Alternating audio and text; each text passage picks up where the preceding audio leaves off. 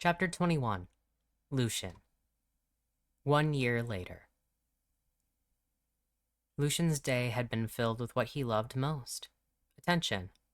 And why wouldn't it, when it was his birthday? This day, above all others, was about him, and the whole of Palace Entertainment had seemed to solidify that fact, as they had showered him with gifts all day until he was told to go home early. That suited him just fine, though Will made his panic known over the phone. Lucien had just stepped into a taxi and given his address when he called Will, saying, "I'm on my way home now. They let me off early." Will stayed silent for a long moment, his voice tight when he finally responded. "Oh, I really wasn't expecting that." Lucien knew Will had some kind of surprise in motion, because there was never an instance when he would deny more time with his idol. He was so delightfully predictable. "How long do you need?" Will considered, and Lucien could hear him shuffling over the phone. "An hour should be fine." "See you in an hour, then." There was still plenty of daylight, so Lucien told the driver to drop him off at his favorite cafe instead. He didn't go in person often, not when he was so easily recognizable. After all, fans from a distance were one thing, but having over-exuberant strangers in his personal space was another. Yet, he was already high on adoration, so what was a little more? The cafe was nearly empty in the middle of the afternoon, just a few patrons and employees going about their business. Lucien strolled to the counter and ordered his usual as the cashier tried her best to be professional. Her demeanor told Lucien that she knew who he was, and so he made sure to flash a winning smile her way and thanked her. Even as he waited at the end of the bar, her eyes flicked to him every now and then, leaning close to her coworker as they whispered to each other. They both looked his way, and he gave them a little wave. The girls turned away quickly, flustered. When the barista placed his coffee on the counter, he thanked them and took it to a small table on the upper level of the building. That was why he liked it there. Upstairs was a balcony area with cozy chairs and a view of the whole building. He settled himself down and sipped his latte, the cold sweetness familiar and welcome. He grabbed his earbuds from their usual spot in his bag, put them in, and pressed play on the song he'd been listening to lately. It was instrumental only, but he had words for it in his head. It was his favorite that Will had made for him, and the lyrics he imagined for it seemed to flow so naturally with the melody. He thought back to when he had sung it for Will, many months ago now. It had been his gift to Will on his birthday, and he'd thought Will might die on the spot from joy when Lucien had started to sing. Will had been slack-jawed and completely immersed in the song, so much so that he hadn't been able to control the flow of words from his mouth when the music had stopped. "I love you," he had said over and over. He had fallen to his knees, hugging himself to Lucien's legs, unable to stop his happy tears. Lucien knew Will loved him, of course, but it never got old. His unyielding devotion was just as sweet as it had been a year ago, and it seemed to have only grown stronger. Lucien smiled as he thought about it, but the more his mind wandered, the more his thoughts turned to other memories of the recent past. Stelle had faded from Lucien's life even faster than he had hoped, and last he heard, the boy was an idol at some other company miles and miles away. The farther, the better to Lucien. The real thorn in his side had been Alice Thompson and her cowardice. For months, he would see her in the halls, stealing glances at him, trying her best to get his attention. He had ignored her. If she had something to say, she would need to gather her courage and ask him herself. As it turned out, she eventually did. It had been a late night, and Lucien was exhausted from dance practice. He had wanted nothing more than to go home and sleep beside Will and be doted on. Alice Thompson had other plans. She stood leaning against the front desk in the lobby, her face stern as she spotted Lucien. "Good evening, Miss Thompson," Lucien greeted, putting on his friendliest face. She just nodded as she straightened up and held her arm out, gesturing to the elevator. "May I have a word?" "Sure," Lucien said. "Lead the way."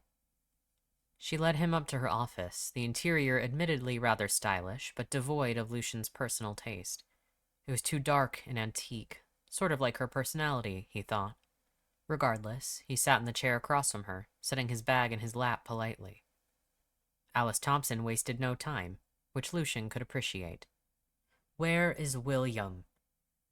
Lucien shrugged nonchalantly as he tucked some loose hair behind his ear. "I don't think that's any of your business now." "Do you have any idea how unstable he is? I've known that boy since his birth, and I will not stand by as he endangers you." Lucien decided that the friendly approach wasn't going to work with her, not when she was so fixated on her own agenda of monitoring Will. It was laughable, the way Lucien had complete control over what she saw as a feral dog. To him, Will was as domesticated as could be. He held the leash now, not Alice Thompson.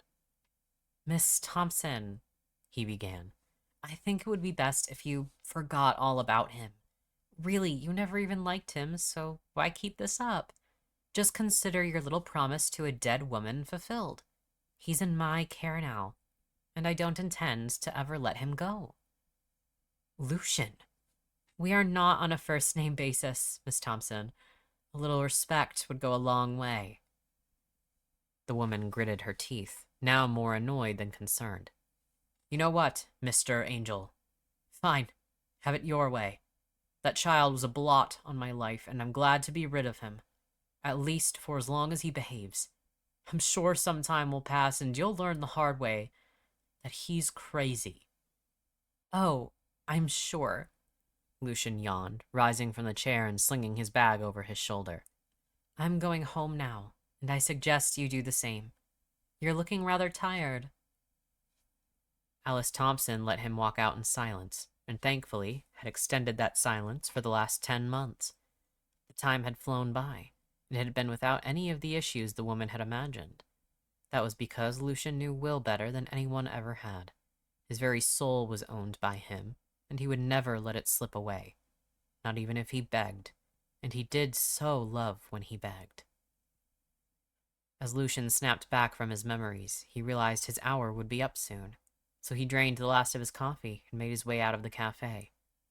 The apartment was within walking distance, but he didn't feel like risking any of the general public holding him up, so he hailed another taxi instead.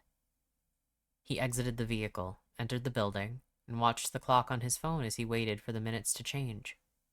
Time was up. Lucien decided to be extra nice and land a few soft knocks on the door, giving Will plenty of time to compose himself. It wasn't long before he opened the door, his black hair styled handsomely, and his round glasses missing from his face. Lucien nearly lost himself in Will's deep brown eyes, especially without glasses blocking the view.